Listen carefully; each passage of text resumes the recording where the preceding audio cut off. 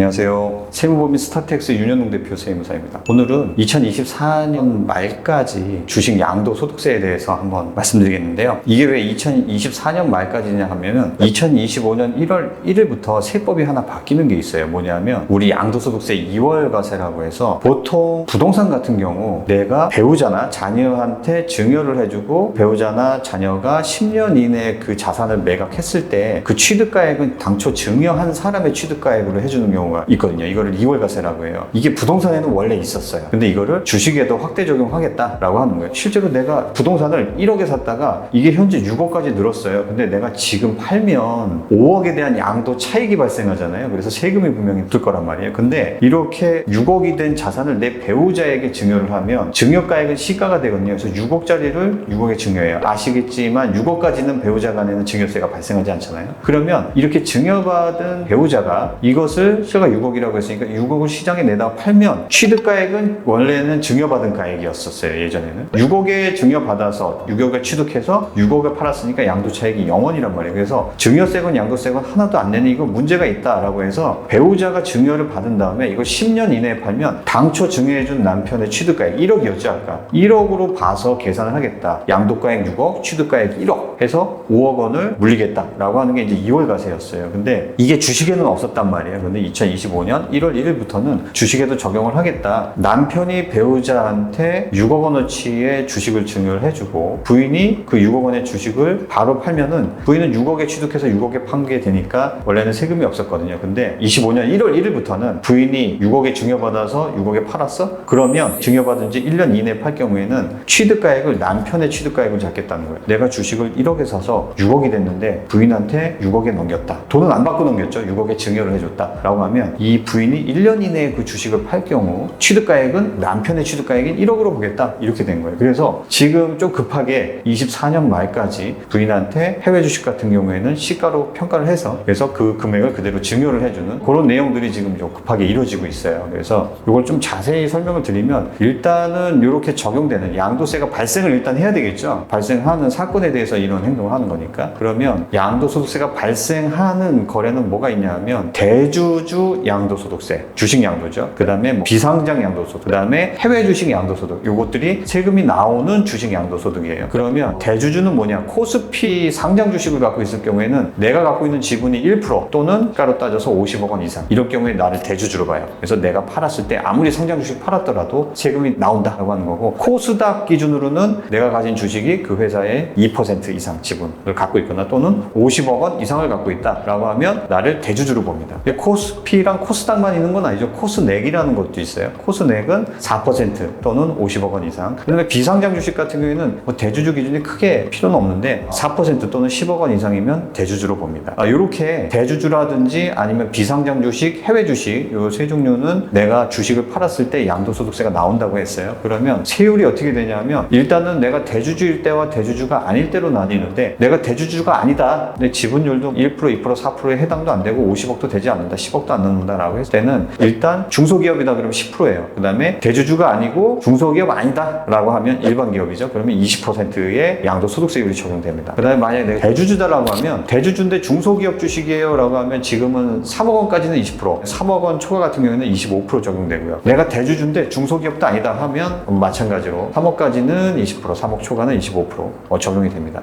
그러면 만약에 1년 미만 보유한 다음에 팔게 되면 세율이 얼마입니까? 라고 하면 내가 대주주가 아닐 경우에는 크게 상관없어요. 근데 대주주일 경우에는 30%의 세율이 적용돼요. 대주주는 짧게 단타로 사고 팔고 하면 세율이 높다는 거죠. 30%라는 거죠. 근데 대주주가 아닐 경우에는 1년 이내에 팔아도 30% 세율까지 올라가지 않습니다. 근데 아까 배우자가 받았을 때 1년 이내에 팔면은 세금이 당초 증여자의 취득세로 본다고 하지 않았습니까? 취득가액으로 본다고 하지 않았습니까? 라고 하는 건데 그건 다른 얘기죠. 내가 단타를 쳤을 때 대주주면은 30%, 세율이 30%란 얘기고 아까 말씀드렸던 거는 내가 배우자한테 6억까지는 부부간에 세금이 안 나오니 6억을 증여해주고 그것을 증여받은 때로부터 이 배우자가 1년 이내에 팔았을 경우에는 취득가액 계산할 때 증여받은 6억으로 보지 않고 당초 남편이 취득했던 1억 원으로 봐서 과세를 한다는 내용이에요. 그래서 지금 2024년 12월 31일 이전에 증여가 이루어져야 하겠습니다. 왜냐하면 이게 적용 시기가 25년 1월 1일 이후 증여받는 분부터 적용이에요. 그래서 증여받고 양도까지 24년 12월 말에 해야 되는 게 아니라 아니라 24년 12월 말까지 증여를 받아 놓으면 양도세는 25년 1월 1일에 하더라도 어쨌든 기존 법률을 적용받게 되겠죠. 그런데 2025년 1월 1일에 증여를 받으면 증여받은 주식을 1년 이내에 양도할 경우 주식의 취득가액을 계산할 때는 당초 증여를 해준 사람의 취득가액으로 계산할 수 있다.